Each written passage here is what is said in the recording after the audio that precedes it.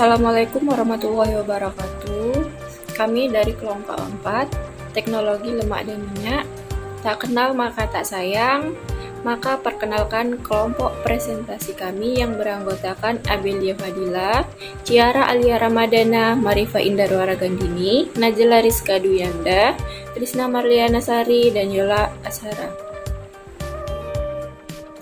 Yang pertama, lemak dan minyak. Minyak dan lemak adalah salah satu kelompok yang termasuk golongan lipid, yaitu senyawa organik yang terdapat di dalam serta larut dalam air, tetapi larut dalam pelarut organik non-polar, contohnya dietileter, kloroform, dan hidrokarbon lainnya. Lemak dan minyak dapat larut dalam pelarut yang disebut atas karena lemak dan minyak mempunyai polaritas yang sama dengan pelarut tersebut. Perbedaan antara lemak dan minyak yaitu apabila pada suhu kamar 25 derajat Celcius lemak berbentuk padat sedangkan minyak berbentuk cair. Yang selanjutnya, sifat-sifat lemak dan minyak. Lemak dan minyak memiliki sifat fisis dan sifat kimia. Sifat fisis adalah sifat suatu zat yang dapat diamati tanpa mengubah zat-zat penyusun materi tersebut, contohnya wujud zat, warna, bau, titik leleh, titik didih, massa jenis, dan lainnya. Sedangkan sifat kimia adalah perubahan yang dialami suatu benda yang membentuk zat baru, contohnya mudah terbakar, mudah mengalami pembusukan, mudah meledak, beracun, dan berkarat atau korosif. Pemaparan kali ini difokuskan tentang penjelasan sifat-sifat kimia pada lemak dan minyak. Nah, yang pertama itu hidrolisa. Reaksi hidrolisa minyak atau lemak akan diubah menjadi asam-asam lemak bebas bisanol. Reaksi hidrolisa yang terdapat pada minyak atau lemak mengakibatkan kerusakan minyak atau lemak terjadi karena terdapatnya sejumlah air dalam minyak atau lemak.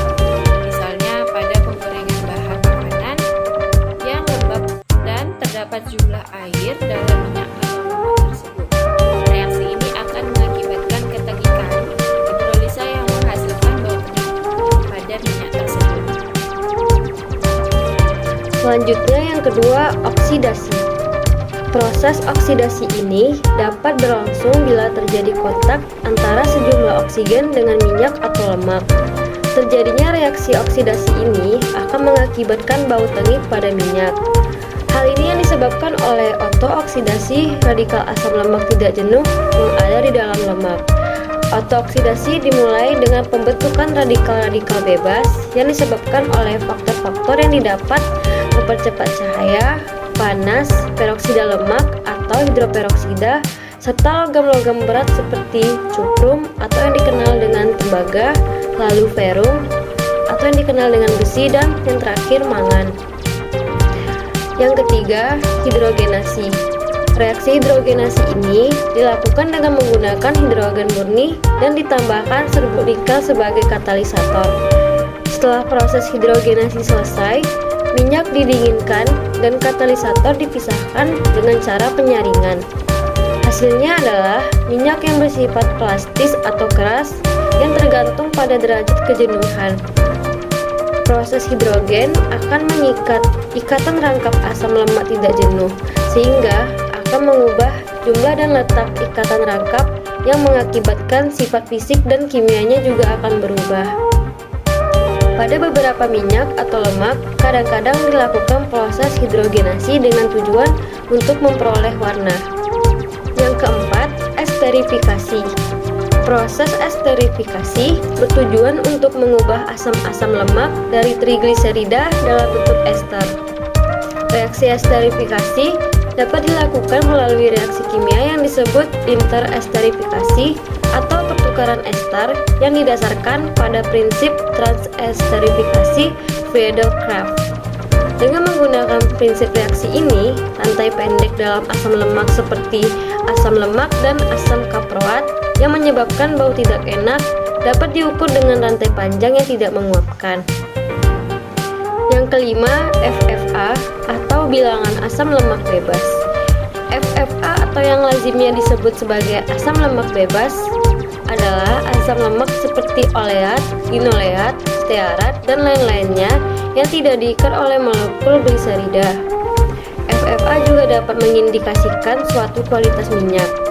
Kandungan asam lemak bebas yang tinggi biasanya dikaitkan dengan degradasi minyak yang disebabkan oleh hidrolisis dan proses oksidasi. Yang keenam yaitu bilangan penyabunan. Bilangan penyabunan merupakan jumlah alkali yang dibutuhkan untuk menyabunkan sejumlah sampel minyak. Dinyatakan dalam jumlah miligram KOH yang dibutuhkan untuk menyabunkan 1 gram minyak atau lemak. Angka ini menjelaskan banyaknya asam lemak yang terikat sebagai trigliserida maupun asam lemak bebasnya dalam minyak. Makin pendek rantai asam lemak, maka makin besar bilangan penyambunannya. Begitu pula sebaliknya, makin panjang asam lemak, makin kecil bilangan penyambunan. Yang ketujuh yaitu bilangan iodium, jumlah iod yang dapat diikat oleh 100 gram minyak atau lemak. Ikatan rangkap yang terdapat dalam asam lemak tidak jenuh akan bereaksi dengan iod atau senyawa iod. Trigliserida dengan tingkat ketidakjenuhan tinggi akan mengikat iod dalam jumlah yang besar. Bilangan iod dinyatakan sebagai jumlah gram iod yang diserap oleh 100 gram minyak. Besarnya jumlah iod yang diserap menunjukkan banyaknya ikatan rangkap. Penentuan bilangan iod biasanya menggunakan cara Harmus dan Kettmann dan von Hobby dan Witz. 8. Bilangan peroksida. Banyaknya miliekuvalen oksigen aktif yang terdapat dalam 1000 gram minyak atau lemak. Makin besar angka peroksida, maka makin besar pula derajat kerusakan minyak atau lemak akibat reaksi oksidasi. Peroksida adalah nilai terpenting untuk menentukan derajat kerusakan pada minyak atau lemak. Cara yang sering dipakai adalah berdasarkan reaksi antara alkali iodida dalam larutan asam dengan ikatan peroksida. 9. Bilangan Polenske. Bilangan Polenske adalah banyaknya mililiter NaOH 0,1 N yang dipakai untuk menetralkan asam lemak yang menguap dan tidak larut dalam air, tapi larut dalam alkohol. Asam lemak yang dipakai dalam pengujian ini diperoleh dari penyulingan 5 gram minyak atau lemak. Tujuan uji bilangan Polenske ialah menganalisis pemalsuan mentega. Bilangan Polenske menentukan kadar asam lemak yang volatil tetapi tidak larut dalam air, yaitu asam lemak C8 sampai C14. Yang ke-10 ialah bilangan Henher. Bilangan Henher adalah presentasi jumlah asam lemak yang tidak larut dalam air. Ini juga termasuk bahan-bahan yang tidak tersabunkan yang terdapat dalam 100 gram minyak atau lemak. Tujuan uji bilangan Henher ialah menentukan jumlah asam lemak yang tidak larut dalam air. Lemak dengan BM yang tinggi akan mempunyai bilangan Henher yang rendah. Mekanisme uji bilangan Henher yaitu filtrat yang diperoleh dari uji bilangan penyabunan, diuapkan alkoholnya, kemudian sabun dilarutkan dalam air panas dan ditambahkan HCl pekat sehingga terbentuk asam lemak bebas. Bila campuran tersebut segar didinginkan, diperoleh lapisan asam lemak yang tak larut dalam air. Lapisan ini disaring. Selanjutnya yaitu bilangan Reichert-Meisel yang menunjukkan jumlah asam-asam lemak yang dapat larut dalam air dan mudah menguap. Angka ini dinyatakan sebagai jumlah NaOH 0,1 N dalam mililiter yang digunakan untuk menetralkan asam lemak yang menguap dan mudah larut dalam air yang diperoleh dari penyulingan 5 gram lemak atau minyak pada kondisi tertentu. Selanjutnya yaitu bahan tidak tersabunkan atau unsaponifiable meter, di mana senyawa-senyawa tersebut sering terdapat larut dalam lemak tetapi tidak dapat disabunkan dengan soda alkali. Contohnya, sterol, alkohol, dan pigmen. Berat tidak tersabunkan, rumusnya yaitu berat residu dikurang dengan berat asam lemak dikali dengan 100% dibagi dengan berat sampel. Fraksi tidak tersabunkan adalah fraksi yang telah dipisahkan dari proses penyabunan, di mana asam lemak bebas mengalami proses penyabunan, sedangkan senyawa bioaktif yang terkandung di dalam fraksi tidak tersabunkan. Zat yang terdapat dalam minyak atau lemak yang tidak dapat disabunkan oleh alkali hidroksida tidak dapat larut dalam air, tetapi dapat larut dalam pelarut lemak.